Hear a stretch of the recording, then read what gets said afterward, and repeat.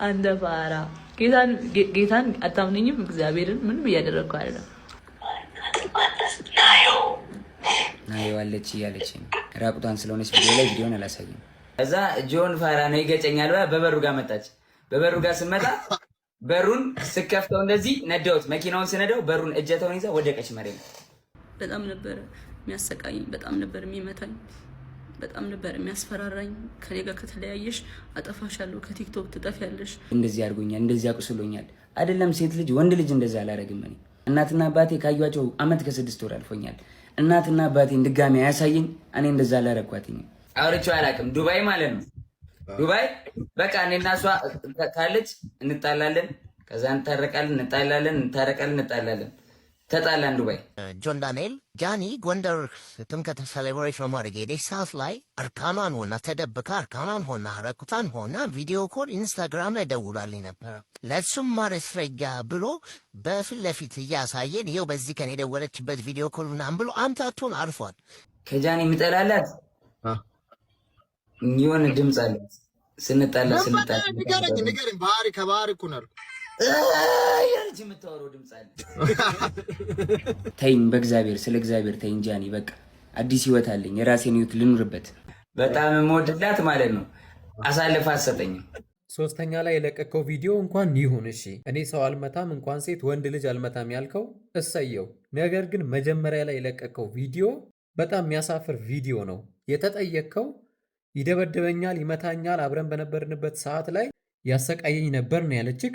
ያንተ ምላሽ መሆን ያለበት አይ እኔ አልመታትም ወይ ደግሞ እመታት ነበር ይቅርታ የሚለው ብቻ ነበር። ከዛ ውጪ ግን ከዚህ በፊት የነበራችሁን ገመናና ብልግና እዚህ ይዞ መውጣት አንተም ባለጌ እንደሆንክ ነው የሚያሳየው። ቤተሰቦች ቀድሞ ያለቀሰ ሁሉ ተበዳይ አይደለም። ጃኒን ህይወት ላለመበጥበጥ ሪሌሽንሺፕ ላለመበጥበጥ ዝም ብዬ ነበረ። ብዙ ነገር ዝም ብዬ ተቀብዬ ነበር። አሁን ግን እያንዳንዷን ነገር በማስረጃ ያሰማችኋለሁ። ይሄ ጎንደር ሆና ደውላ ያወራች ነው። ስሙትና ቀጥላለሁ።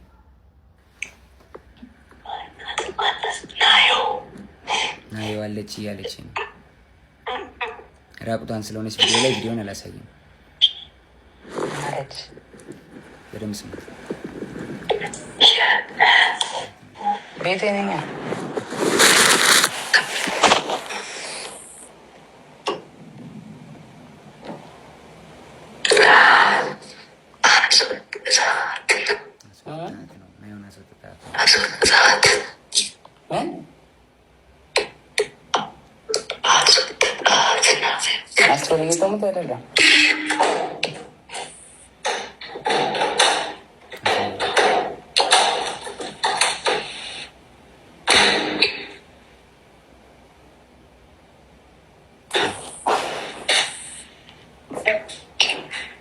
ሰው እንዳይሽ ስታሳይ ነው። ማንም የለም ብቻ ነው።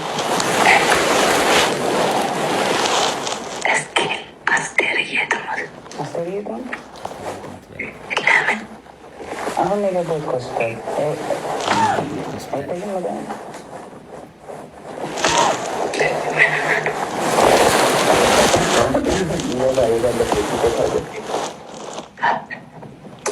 ወባ እግዚአብሔርን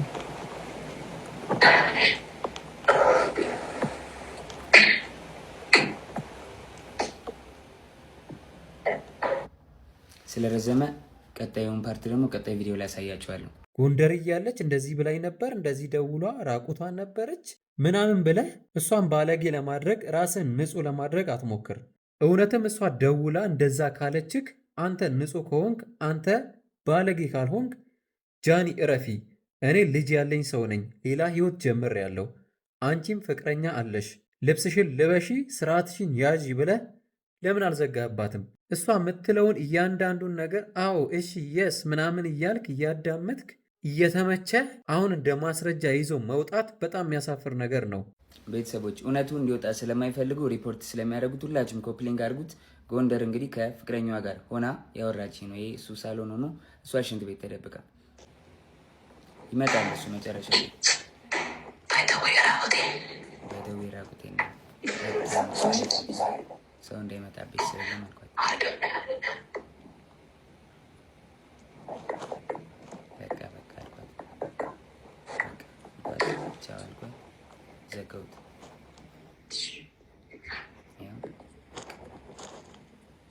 ተዘጋ ስልኩ ጋይስ። እና እውነታው ይሄ ነው።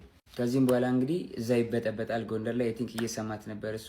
ተበጠበጠ፣ ተደወለልኝ እኔ ጋር።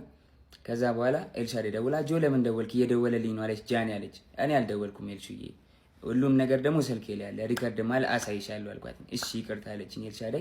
ከዛ ሳስበው እኔ አልደወልኩም ካልኩኝ እሷ ደውላ ከሆነ ትበጠበጣለች። ሪሌሽንሺፑ እንዲበጠበጥ እንዲለያዩ አልፈልግም። እኔ ደግሞ ቢኮዝ የጀመርኩት የራሴ ህይወት አለ፣ ድጋሚ መበጥበጥ አልፈልግም። ልጅ አለኝ፣ አዲስ ህይወት አለኝ። እኔ ህይወቴ መቀጠል እፈልጋለሁ። የሰው ላይፍ መበጥበጥ አልፈልግም። ከዛ ደወለች። እሱም እየሰማህ ነው ምንድን ነው አለችኝ። መበጥበጥ ስላልፈለግኩ ውክልና ሰጥቻታለሁ። የባንኬን መኪና የገዛች ጊዜ 1 ሚሊዮን ብር ሰጥቻት ነበር። እስር ቤት በነበርኩበት ሰዓት ትራንስፈር ማድረግ ስለማልችል 1 ሚሊዮን ብር ከባንኬ ላይ ውክልና ሰጥቻት እንትን ብላ ነበር። ነው ውክልናው አልተነሳም። ጃኒ አይ በቃ ውክልናው እንድታነሽልኝ ነው ብዬ ዘጋሁት ስልኩን ማለት ነው። እስከ ዛሬ ድረስ አንተን የደወልከው ምናምን ለምን ትንትላለህ ምናምን ስባል ዝም ያልኩትኝ የእሷ ሪሌሽንሺፕ ላለመበጥበጥ ነበር፣ ይህን ነገር ላለማውጣት ነበረ። ግን በዚህ ልክ በዚህ ርቀት ልክ እኔን ለመጣል ትሄዳለች ብዬ አስቤ አላውቅም። ሜቢ ፎሎወሯ ያኛው ስለተዘጋ ይሄኛውን ፎሎ ለማስደረግ ሊሆን ይችላል። ግን በዚህ ልክ እኔን አታክ ለማድረግ መሄድ የለብሽም ጃኒ። በነገራችን ላይ ግንኙነት ሲጀምሩ ሪሌሽንሺፕ ሲጀምሩ በጣም በርካታ ሰዎች መጣላታችን ስለማይቀር ብለው በጣም የተለያዩ ማስረጃዎችን ሪከርድ እያደረጉ ያስቀራሉ። አስቡት፣ ወደፊት ስንጣላ የሆነ ነገር ካወጣብኝ እኔም አወጣበታለሁ የሚል ማስረጃ ይዘው ነው የሚቀመጡት። ጆን ዳንኤል ጃኒ ጎንደር ጥምቀት ሴሌብሬት በማድረግ ሄደች ሰዓት ላይ እርቃኗን ሆና ተደብቃ እርቃኗን ሆና ረኩታን ሆና ቪዲዮ ኮል ኢንስታግራም ላይ ደውላልኝ ነበረ። ለእሱም ማስረጃ ብሎ በፊት ለፊት እያሳየን ይኸው በዚህ ቀን የደወለችበት ቪዲዮ ኮል ምናምን ብሎ አምታቱን አልፏል። ከዛ ምን አለን? ለማረጋገጫ እንዲሆናችሁ ይህንን ስክሪን ከርድ አድርጌ ኢንስታግራም ላይ ስቶሪ ላይ አረግላችኋል፣ ፖስት አረግላችኋል። ግቡና ዩት ከስብላችሁ ዩት እና ራሳችሁ ታዘቡ። ጃንዋሪ ውስጥ ምንም አይነት ቪዲዮ ኮል በእሱና በጃኒ መካከል አልተደረገም። ምንም አይነት ቪዲዮ ኮል እሱ በለጠፈው በፖስት ባረገው ስክሪን ከዱን ተመስርቼ ነው የምናገረው። ምንም አይነት ቪዲዮ ኮል አልነበራቸውም ጃንዋሪ ላይ። ንግግራቸው ጃንዋሪ ንግግራቸው የሚላከ ጃንዋሪ 15 ላይ ጃኒውን ነገር ላከችለት ምናምን አሜን ምናምን የሚለውን እሱን ተመልከቱ። ጃንዋሪ ላይ ምንም አይነት ቪዲዮ ኮል የላቸውም። ኦዲዮ ኮል 2 ጊዜ አለ። ኦዲዮ ኮል እንኳን አላወሩበትም። የተደወለበትና ኮል እንዲድ ያለበት የተዘጋበትን ሰዓት የአንድ ደቂቃ ምናምን ልዩነት ነው ያለው። ልክ ከዛ ወደ ላይ ስክሮል ሲያደርግ ከጃንዋሪ 15 ወደ ላይ ሲመጣ ጁላይ 25 ላይ ነው የሚሄደው። ከዛሬ 6 ወር 7 ወር በፊት የነበረው ወር ላይ ማለት ነው የሚሄደው። እዛ ላይ ሜሮን 299 የሚል ምናምን ነገር ሼር አድርጓታል የሰው ስቶሪ። በቃ እሱ ነው ያለው። ከዛ ቪዲዮ ኮል ብሎ ማስረጃ ያሳየን እዛ ላይ እሱ ስክሪን ሪከርድ አድርጎ ፖስት ያደረገው ላይ ምንድን ነው ያለው? ከጁላይ 25 በላይ ነው። ኢቭን ኖት ኢን ጁላይ ውስጥ እንኳን አይደለም። ከጁላይ 25 በላይ ነው። ምናልባት ከጁላይ በፊት የነበሩ ወራቶች ሊሆን ይችላል። የዛሬ ዓመትም ሊሆን ይችላል። ምክንያቱም ወርን ኮርቶታል። በቃ ስትጣሉ ያጣላችሁን ነገር ግልጽ ማድረግ በቂ ነው። ከዛ ውጭ ያለውን እያንዳንዱን ብልግናችሁን ፖስት ማድረግ አይጠበቅባችሁም። በነገራችን ላይ ይሄ ጉዳይ ቀላል ጉዳይ አይደለም። አጀንዳ ብቻ ሆኖ የሚያልፍ ጉዳይ አይደለም። የኢትዮጵያ ፌዴራል ፖሊስ እጁን አስገብቶበት ይህንን ጉዳይ ከሁለቱም ወገን ማጣራት አለበት። ጆን ዳንኤል ጥቃቱን ያደርስባት ከነበረ መጠየቅ አለበት። ልክ እንደዛው ደግሞ ጆን ዳንኤል ከደሙ ንጹሕ ከሆነ ጃኒም ልክ እንደዛው ስም በማጥፋት ልትጠየቅ ይገባል ብዬ አስባለሁ። ከዛ ውጪ ግን ፕሊስ ሪሌሽንሺፕ ውስጥ ስትገቡ እንደዚህ አይነት ነገር ውስጥ አትግቡ። በቃ ፋይል መያዝ እንደዚህ ወጣ ወጣ ያሉትን ነገሮች በኋላ ስንጣላ በሚል ይዛችሁ እዚህ ሚዲያ ላይ አታንቦጫርቁት። ተከብራችሁ ኑሩ። ስትጣሉ ደግሞ በስነ ስርዓቱ ተከባብራችሁ ተለያዩ። በኋላ የምትተዛዘቡት እራሳችሁ ናችሁ። የሆነ ቀን እኮ መታረቃችሁ አይቀርም። ሰላም ጋይስ፣ እንዴት ናችሁ? ዛሬ የመጣሁት የተሰማኝን ነገር ለአመታቶች የደበቁትን ሚስጥር ለነገራችሁ ነው የመጣሁት። አይኑ ሪሌሽንሺፓችን ድብቅ ነበር፣ ኦፊሻል አላደረግነው። እሱም የኔ ጥፋት ሊሆን ይችላል፣ አይሆንም ይችላል፣ አላውቅም። ሜቢ አሁን ማወራላችሁ ወሬ ብዙ ወሬ ስላለ ነው። እና ከጆን ዳንኤል ጋር ሪሌሽንሺፕ ውስጥ ነበርኩኝ። ግን ሪሌሽንሺፕ ውስጥ ሆነን ጸባችን ነበር የሚበዛው። በጣም ነበረ የሚያሰቃየኝ፣ በጣም ነበር የሚመታኝ፣ በጣም ነበር የሚያስፈራራኝ። ከኔ ጋር ከተለያየሽ አጠፋሻለሁ፣ ከቲክቶክ ትጠፊያለሽ፣ ላይቭሽን አዘጋዋለሁ፣ መስራት አትችይም እያለኝ ለአመታት እያስፈራራኝ ኑረናል። እና አሁን ትናንትና ደግሞ አካውንቴን ባን አድርጎታል። ብዙ ጊዜ ስንጣላ የመታኝ አሉ ቁስሎችን ስክሪንሾት አስቀምጥላችኋለሁ እዚህ ጋር። እና አሁን የመጣሁት እንድታስጠነቅቁልኝ ነው። እኔ ምንም አልፈልግም፣ ድራማ አልፈልግም። እኔ የማስተዳድረው ቤተሰብ አለኝ።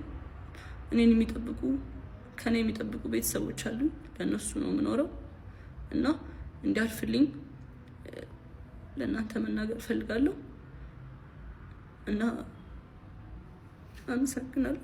አካውንቴ ባን ሆኗል። ከዚህ በፊት ዋርኒንግም ኑሮት አያውቅም፣ ታውቃላችሁ። አሁን ትናንትና ማታ 9 ሰዓት ላይ ነው የተዘጋው። ምንም አድርጌ አይደለም እና ከአመታት በፊትም ላይቬን ሁሌ ነበር የሚያዘጋብኝ። ይሄ ማስረዳለ ቲክቶክ ላይ ብዙ የሚያውቁኝ ሰዎች አሉ፣ እነሱም ያውቃሉ። ሁሌ ላይቬን ያዘጋው ነበር። ሁሌ ነበር የምማጸነው፣ ለምንድን ነው ላይቬን የምታዘጋው እያልኩት እና ስንጠላ በሱ ነበር የሚያስፈራራኝ።